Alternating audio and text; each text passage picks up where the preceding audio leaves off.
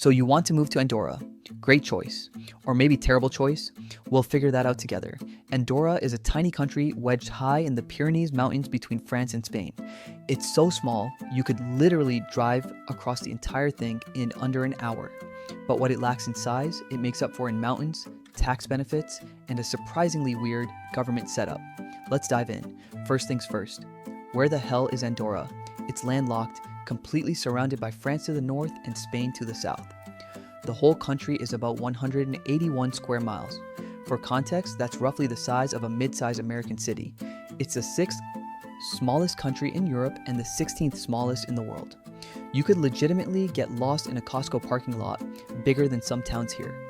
The capital is Andorra la Vella, which translates to Andorra the Old. Very creative. It's home to about 24,000 people and holds the title of Europe's highest capital city at 1,023 meters above sea level.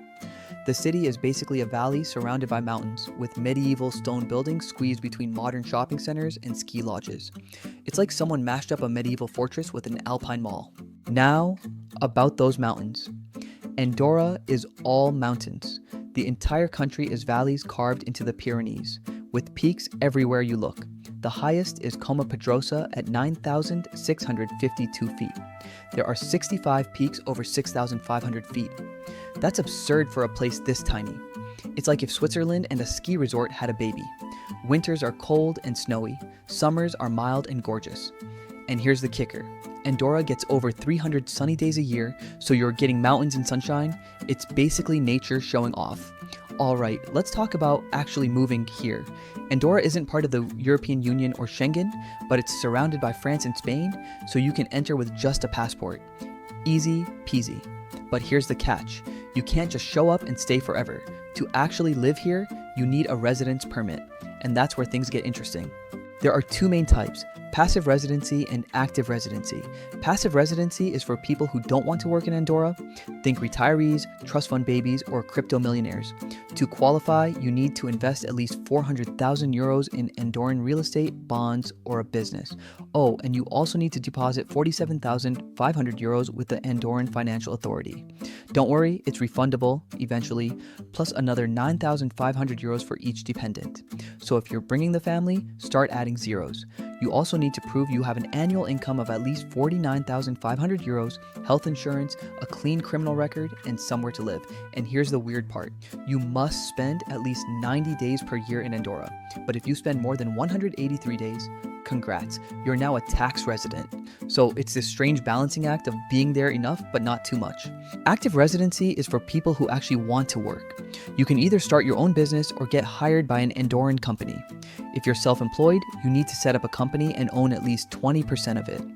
You'll deposit 50,000 euros with the AFA, again, refundable, and you must live here at least 183 days per year. No half-assing it. There's also a new digital Nomad visa for remote workers. You can live in Andorra while working for companies outside the country. Just don't try to serve Andorran clients or they'll get grumpy. After 20 years of living here, you can apply for citizenship.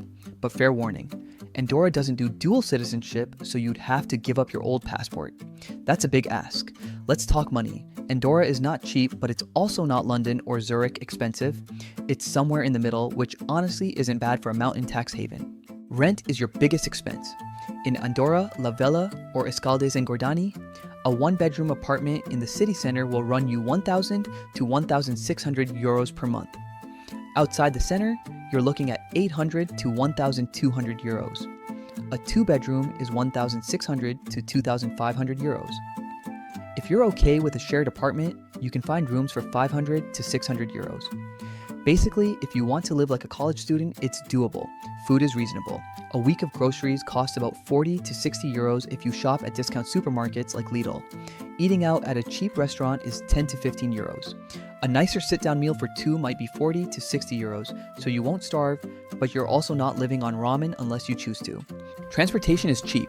A monthly bus pass is about 25 euros. Gas is around €1.20 per liter because of Andorra's low taxes. If you're used to European gas prices, this will feel like a discount. Utilities, electricity, water, heating are about 80 to 120 euros per month. Internet is 30 to 50 euros and actually works, which is always a pleasant surprise. All in, a single person can live comfortably on about 1,800 to 2,200 euros per month, rent included. A couple needs 2,500 to 3,000 euros. Not terrible if you're earning Andorran money or working remotely. Let's talk culture. The official language is Catalan, which is the same language spoken in Catalonia in northeastern Spain. It's similar to Spanish but distinct enough that you can't just wing it. Almost everyone speaks Catalan, and the government really wants you to use it. But because Andorra is sandwiched between France and Spain, Spanish and French are everywhere. Portuguese is also common because there's a big Portuguese community. Most people here speak 3 or 4 languages fluently, which is both impressive and slightly intimidating. Here's a fun fact. Only about 33% of the people living in Andorra are actually Andorran citizens. The rest are immigrants, mostly from Spain, Portugal, and France. It's one of the most multicultural, tiny countries you'll ever see. Which means finding good food is easy, but finding someone who's actually from Andorra, that's the challenge. About 90% of people are Roman Catholic. Though the church isn't officially the state religion, there are also small Muslim, Protestant, and Jewish communities. Everyone gets along, which is refreshing. Food here is Catalan mountain food, which means hearty, meaty, and built for cold winters. The national dish is escudella, a massive stew packed with chicken, veal, pork, sausages, and sometimes pig snout and trotters. It's not subtle. Another classic is trinxat, mashed potatoes mixed with cabbage and bacon, fried until crispy. Think of it as fancy hash browns. There's also cargols a la launa, roasted snails. Yes, snails. And cunilo, which is rabbit stew. Mountain people love their game meat. Andorrans love festivals. The biggest is Our Lady of Miracle Day on September 8th, celebrating their patron saint. There's also St. John's Night on June 23rd, where people light giant bonfires and swing fireballs around dressed as witches and devils. It's absolutely wild and rooted in ancient pagan traditions. If you like fire and chaos, you'll fit right in. Let's talk jobs. Andorra's economy runs on 3 things: tourism, banking, and retail. About 10 million tourists visit every year, which is bonkers for a country of 87,000 people. Most come for skiing, hiking, or shopping. So where are the jobs? Hospitality, retail, finance, and real estate. Ski resorts, hotels, restaurants, and shops employ thousands during peak season. Banking is also big because Andorra is a tax haven. No income tax, no capital gains tax, minimal VAT. Rich people and businesses love that. If you want a regular job, your employer has to sponsor you and prove they couldn't find a local or EU worker to fill the position. It's not impossible, but it's not easy either. Self-employment is actually easier if you have money to invest and a solid business plan. The digital nomad visa is your best bet if you're a remote worker. You can live in Andorra while working for companies outside the country. Just don't try to take jobs from locals or they'll shut you down fast. All right, pros and cons time. Let's start with the good stuff. Andorra has incredibly low taxes. For most residents, there's basically no income tax, which means you keep way more of what you earn. The quality of life is off the charts. Clean air, outdoor lifestyle, excellent healthcare, and it's one of the safest places on earth. Crime is almost non-existent. People here live long lives, 4th highest life expectancy in the world. Probably all that mountain air and skiing. The scenery is ridiculous. Mountains everywhere, forests, rivers, ski resorts, hiking trails. If you're into the outdoors, this is paradise. Plus, the infrastructure is modern, the internet is fast, and everything just works. Now the bad news, it's expensive, especially rent. Housing is limited and prices reflect the demand. The country is tiny. If you need big city energy, concerts, international airports, or just variety, you'll feel trapped.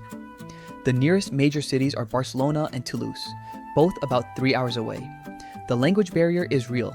Catalan dominates, and if you don't speak it, Spanish or French, daily life gets frustrating fast. And the job market is small. Unless you're in tourism, retail, or finance, good luck finding work. 2 fun facts before we wrap this section. Andorra has never had its own military and hasn't fought a war since the 13th century.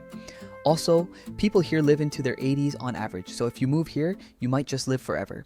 Look, if you're seriously thinking about moving to Andorra or anywhere abroad, honestly, you need more than a YouTube video. You need a roadmap.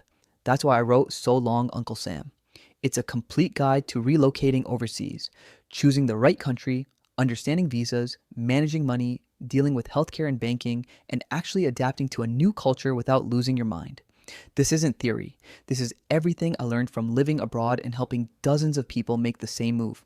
It's practical, step by step, and actually useful. You can download it instantly from the link in the description. Use code YouTube20 for 20% off. Whether you're dreaming of Andorra's mountains or Thailand's beaches, this guide will help you figure it out. Let's make this happen.